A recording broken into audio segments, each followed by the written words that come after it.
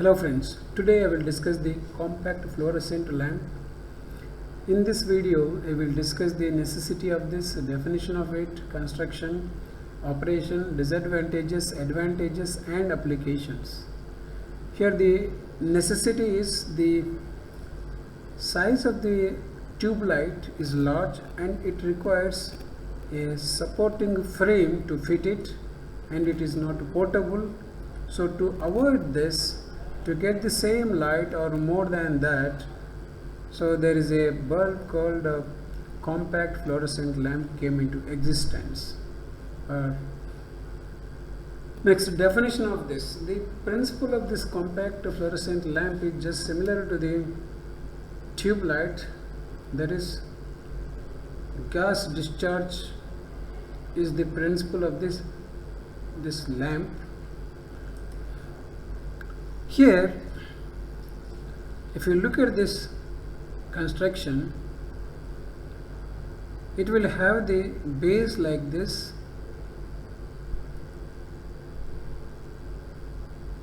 and this is the ballast housing, this is the ballast, and these are the electrodes, and this is the phosphorus coating. When the UV light generated by mercury vapor hits this phosphor coating, this will convert the UV rays into visible light. And this is the glass tube, and this is the light diffusing cover over this lamp, and this base can be put into a holder wherever we go. So same thing we discuss here. The construction of CFL means this will have the glass tube which is bent or spiral glass. So inner surface is coated with phosphor powder, and it will also have this glass tube. A mercury vapor, small quantity of mercury is sealed inside the tube, and when it is excited it produces UV radiation, and there is a inert gas inside the glass, that is argon gas or neon gas is filled inside the tube, and this is the reason for starting the discharge of the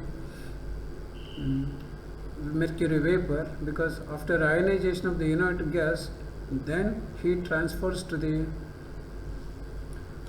mercury vapor, and after that it becomes the arc, and from the arc it emanates UV rays.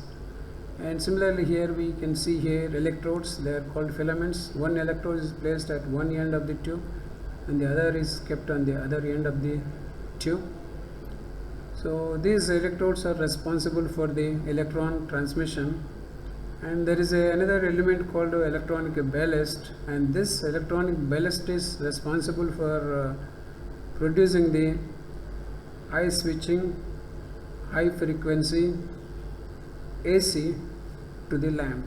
So that is, it basically consists of a rectifier, a capacitor, inverter and high frequency switching circuit, and also it controls the input current and provides the high starting voltage for vaporizing the mercury inside it. So when it comes to the operation, it is very simple.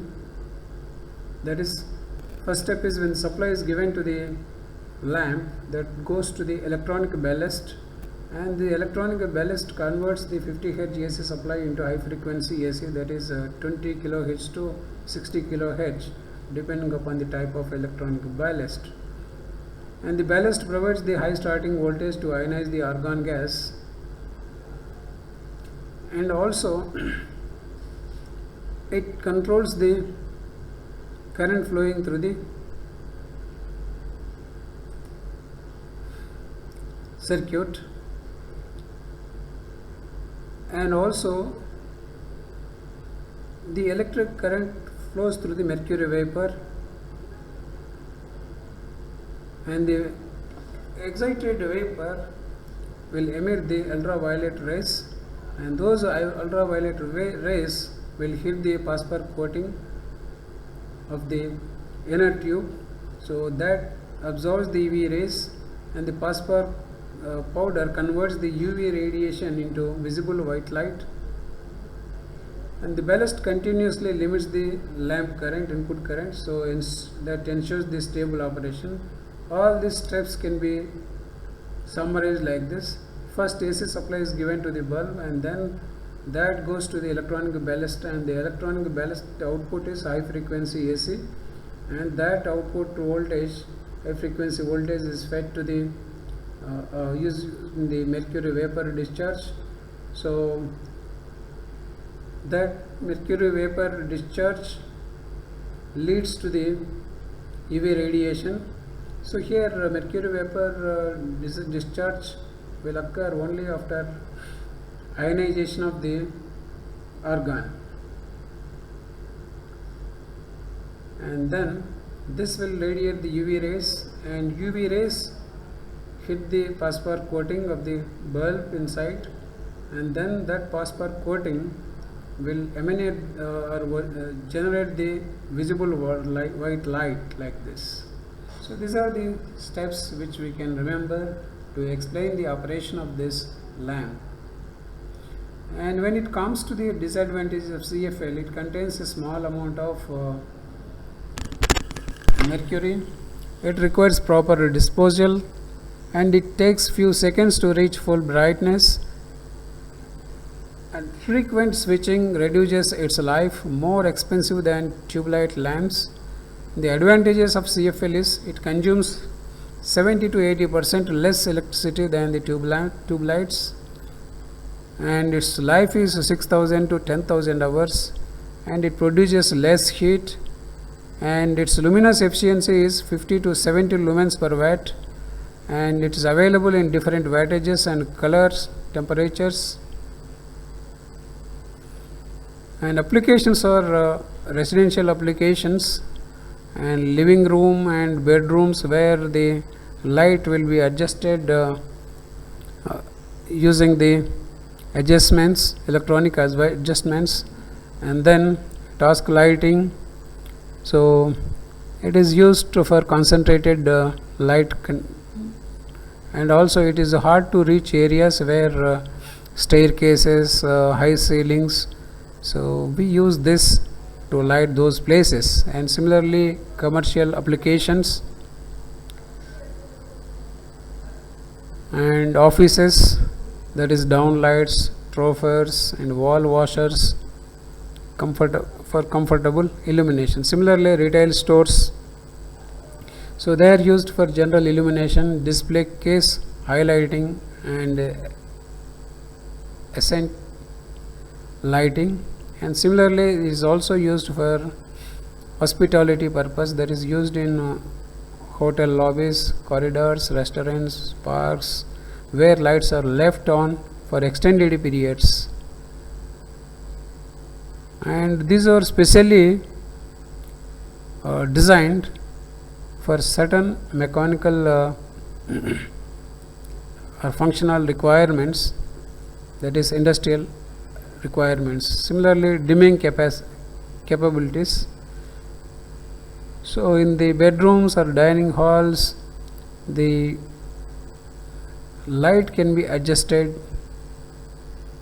and it is also used in three-way lighting, three-way floor lamps, to provide low, medium or high brightness settings.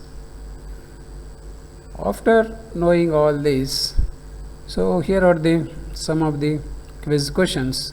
So what does the acronym CFL stand for? So these are the answers: compact fluorescent lamp, circuit fluorescent lamp. So you check it at the end, answers are given there.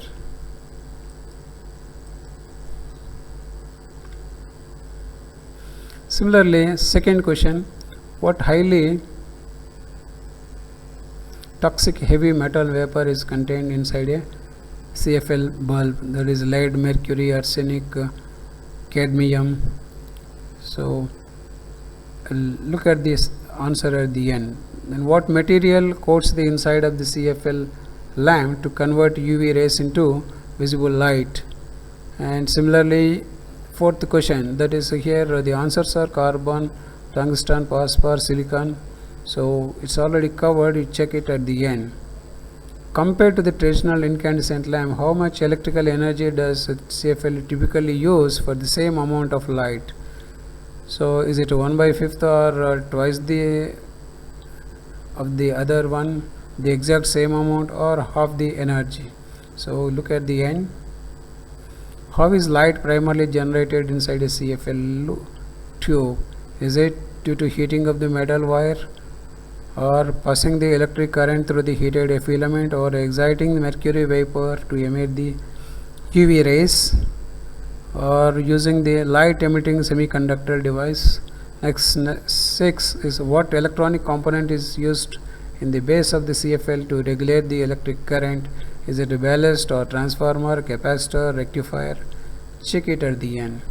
Why do CFLs require special handling and disposal?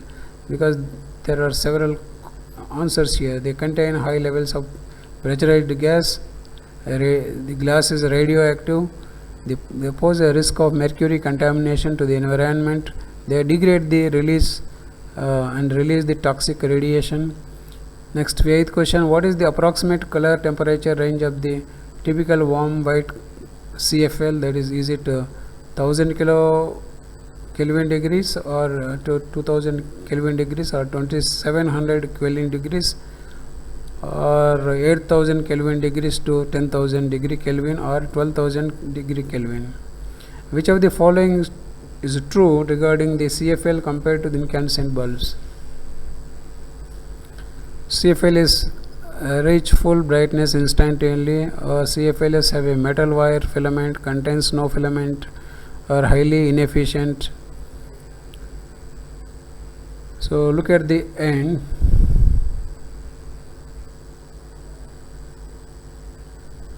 Next, what usually happens if a CFL is used with a standard incandescent dimmer circuit or dimmer switch? So does it turns the light into a different color, or the bulb flicker, hum, or suffer damage to its ballast, or it will save more energy than usual? The dimmer switch will automatically adjust to the CFL. The answers are like this. For first one it's B, for second B, C, 3 C, and for 4 C, 5 C, and 6 B, 7 C, 8 B, and 9 to C, 10 to B. These are the answers.